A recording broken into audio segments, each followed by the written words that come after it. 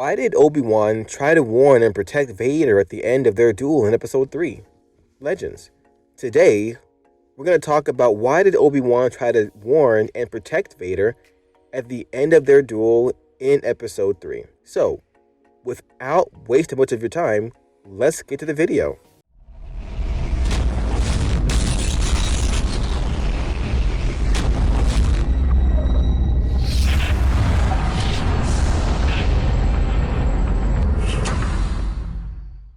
Hey guys, welcome back to this channel, a Star Wars channel bent on entertaining both fans and non-fans of the Star Wars universe, and I am your humble host. Like we have briefly discussed earlier, today is talking about why did Obi-Wan try to warn and protect Vader at the end of their duel in Episode 3. Anakin Skywalker was gone, destroyed by the Sith Lord Darth Vader. Obi-Wan would of course turn and leave later upon Mustafar, after he emerged victorious at the duel, allowing his fate to be decided by the will of the Force. Yet, despite not intervening to assist Vader after he defeated, only moments earlier, Obi-Wan did appear to want to protect him in some way, offering Vader a warning from the high ground for him not to try to perform the attack he was planning upon Obi-Wan. With Jedi Master knowing the likely outcome, and the Sith Lord apparently unconcerned by it. So the question must be asked, knowing he was now dueling not the Jedi Knight Anakin Skywalker, but the Sith Lord Darth Vader. Why did Obi-Wan go through with the entire brutal duel on Mustafar, only to then warn Vader not to perform an extremely dangerous attack, seemingly trying to protect Vader? Let's start with the reason why Obi-Wan would provide the warning in the first place, and then look at why Obi-Wan was concerned for the former Jedi Knight, and wasn't then extended once more after Vader was defeated, his fate instead being left to the will of the Force. Unsurprisingly, I think we can say that the warning was of course a result of the friendship that emerged between Anakin and Obi-Wan, which was unique among the Jedi of their era, a surprise to even Obi-Wan initially. But through the numerous missions they undertook together, the two had become good friends, and he would reveal to Luke in Episode 4, but specifically after the events of Episode 2 with Anakin, having lost his mother, conflicted through his feelings for Padme, and having to deal with his devastating defeat to Dooku on Geonosis. Despite a warning from Yoda to do the opposite, Obi-Wan would commit himself to acting not just as if Anakin was his Padawan, but also his friend, believing that he was more important. By the end of the Clone War, Obi-Wan had to admit that while there was nothing more important than friendship for Anakin, even more than the teachings of the Jedi Code, these were also important to him as well, with Obi-Wan fully recognizing that it wasn't simply that Anakin would do anything to rescue him, but he would do anything to rescue Anakin. Then, Episode 3 novelization, Yoda would, of course, define this as a dangerous attachment when Obi-Wan revealed it to him. Something that went against the ways of the Jedi, and yet Obi-Wan recognized that despite everything he knew about Anakin at the temple, during Order 66, and then afterwards on Mustafar, clearly on the path of the dark side, he still held on to the attachment represented through his friendship with Anakin.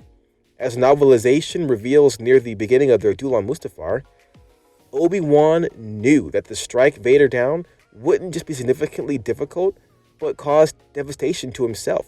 Vader would recognize all of this during their duel, pointing out that he saw as the flaw of compassion, but Obi-Wan would quickly point out that he still had reverence even for Vader's life, and more importantly, respect for his individual he'd been his friend Anakin. As the duel neared its end on Mustafar, Obi-Wan would commit himself to following Yoda's advice and letting go of his friendship with Anakin, but as we know from Episode 3, Obi-Wan still wasn't able to prevent himself from warning Vader not to attack him. Once he had the high ground, as the novel The Life and Legend of Obi-Wan Kenobi reveals, Obi-Wan was aware of the fact that his warning emerged despite everything that had transpired previously on Mustafar. But importantly, Obi-Wan knew exactly what Vader was going to attempt to do, knowing the Sith Lord was guided by the power of he believed was provided to him through the dark side, and also driven solely by rage and fury, as Vader cared more about defeating Obi-Wan than he did about defending himself. And given everything just detailed, countering Vader's attack was something he wanted to avoid entirely, even by then pleading with his former apprentice to take a different path. But if all of this was the motivation for Obi-Wan warning Vader, which of course is not too surprising given what we know about the two characters, why didn't any of it matter in relation to Obi-Wan trying to help Vader? Once he'd been defeated in the duel, if he wanted to warn and in some way protect Vader before his final attack, why not attempt something similar?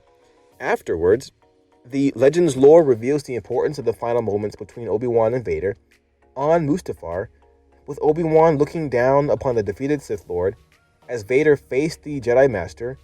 Obi-Wan recognized that Vader's eyes were filled with an omen amount of rage. As Vader attempted to do what he could to save himself, Vader's glare remained on Obi-Wan, with his eyes ignited by fury, which of course Vader would also express towards Obi-Wan as well. And even then, Obi-Wan didn't immediately turn away the life and legend of Obi-Wan. Kenobi reveals that there was a moment of hesitation from Obi-Wan, likely still not able to let go of the friendship he had with Anakin. Just had been the case moments earlier when he provided this warning. However, it's then Obi-Wan finally believed, at least from his own point of view, that Anakin was gone, a belief that he repeated in his mind multiple times. I believe this was a consequence of the tremendous rage and fury. He recognized in Vader at the end of the duel something so distant from who he knew Anakin to be with. There being a moment where Obi-Wan was able to see not his former friend and apprentice, but Darth Vader. In this way, the motivation to perhaps still mourn and even protect Anakin on Mustafar was replaced by the motivation to leave Vader's fate to the will of the Force. So there we have why Obi-Wan warned Vader not to attack him once he had the high ground during their duel on Episode 3. So leave a comment in the section below. And if you liked the video, subscribe, like, and share. Till then, see you in the next video.